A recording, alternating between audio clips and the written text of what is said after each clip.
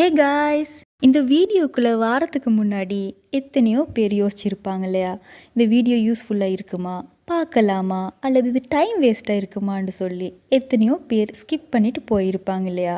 உங்களை மாதிரி எத்தனையோ பேர் இந்த வீடியோக்குள்ளே ஏதாவது இருக்கும், ஏதாவது பயனுள்ள தகவல் இருக்கும் அப்படின்னு யோசிச்சுட்டு வந்திருப்பாங்க இல்லையா? ஆமாங்க, இன்றைக்கான வீடியோ யோசனை சம்மந்தப்பட்டது தான்.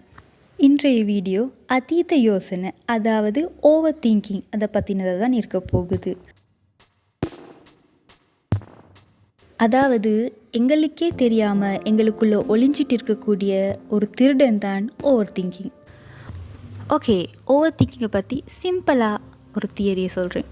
இப்போ நாம் ஒரு பிடிச்ச உணவை சாப்பிட்டோம் அப்படின்னு வச்சுக்கோங்க. அப்படி நாம் ஒரு சாப்பாடை சாப்பிட்டு அதுக்கப்புறமா எங்களுக்கு வயிற்றில் ஏதாச்சும் கோளாறுகள் ஏற்பட்டு நாங்கள் டாக்டர்கிட்ட போய் மெடிசின் எடுத்துக்கிறோம். அப்படி நாம் மெடிசின் எடுத்ததுக்கு பிறகும் இது இந்த உணவால் தான் வந்துச்சு, நான் சாப்பிட்டேன் இல்லையா, அந்த உணவால் தான் எனக்கு இந்த மாதிரி ஒரு ப்ராப்ளம் வந்தது, இந்த உணவை நான் ஏன் சாப்பிட்டேன், நான் எதுக்கு சாப்பிட வேணும், பேசாமல் இருந்திருக்கலாம் இல்லையா, சாப்பிடாமல் இருந்திருந்தால் நான் டாக்டர்கிட்ட போக வேண்டிய ஏற்பட்டிருக்காது, எனக்கு இந்த மெடிசின் குடிக்க வேண்டி வந்திருக்காது, என்னோடய பணம் காலியாக இருக்காது. இந்த மாதிரி ஒரு இறந்த கால விஷயத்தை வச்சுக்கிட்டு அதை நிகழ்காலம், அதை எதிர்காலம், அப்படி 3 காலத்துக்குள்ளேயும் கொண்டு போகிறது தான் ஓவர் திங்க். அதாவது ஒரு இறந்த காலத்தில் ஒரு விஷயம் நடந்ததுன்னு சொன்னால் அந்த விஷயத்தை நல்லதோ கெட்டதோ அதை அதனோடே விட்டு விடாமல் அதை தொடர்ந்து நிகழ்காலம், எதிர்காலம்டு அதை தொடர்ச்சியாக கொண்டு போகிறோம்னு சொன்னால் அதே விஷயத்தை திங்க் பண்ணி கொண்டு அதனாலே எங்களோட மைண்டில் இருக்கக்கூடிய அந்த ஃப்ரெஷ்னஸ் இல்லாமல் ஆகுது, உடம்புல இன்னும் ஸ்ட்ரெஸ்ஸை எடுத்துக்கிறோம்னு சொன்னால் அதுதான் ஓவர் திங்கிங். ஒரு மனிதன் கண்டிப்பாக திங்க் பண்ண தான் வேணும். இந்த உலகத்தில் மனிதனாக பிறந்த ஒவ்வொருத்தரும் ஏதோ ஒரு வகையில் திங்க் பண்ணி கொண்டு தான் நீப்போம் இல்லையா? ஆனால் அந்த திங்கிங் எப்போ எங்களோட கையை மீறி போகுதோ அப்போ தான் நம்ம ஓவர் திங்கிங்குள்ளே போகிறோம். அதை நாம் சரியாக விளங்கி அதை நம்ம கட்டுப்படுத்துகிறோம் இல்லையா, அப்போ தான் நம்மளோட ஓவர் திங்கிங் எங்களை விட்டு போகுது. சில சமயங்களில் நம்மளுக்கே புரியாது நம்மளுக்கு ஓவர் திங்கிங் இருக்குது அப்படின்னு சொல்லி.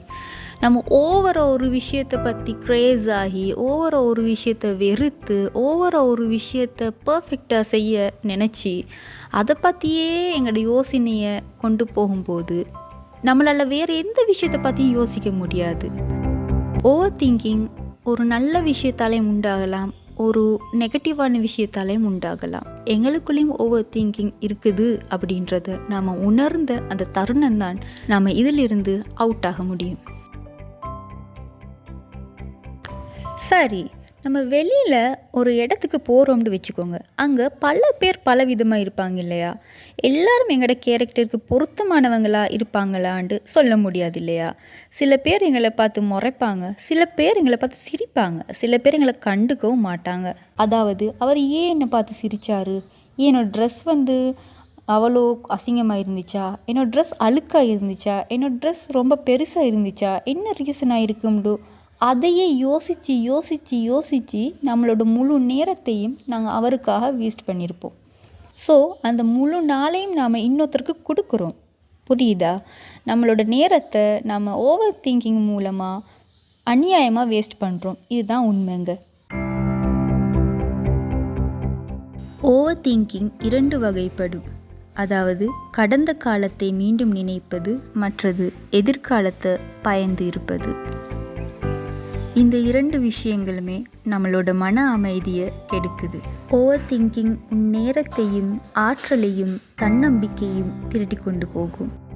உங்கள் மனசு ஒரு கூர்மையான கத்தி மாதிரி. அதை சரியாக பயன்படுத்தினா பிரச்சனைகளை வெட்டி தீர்க்கும். ஆனால் அதை தலைகீழாக பயன்படுத்தினா அது உங்களையே காயப்படுத்தும்.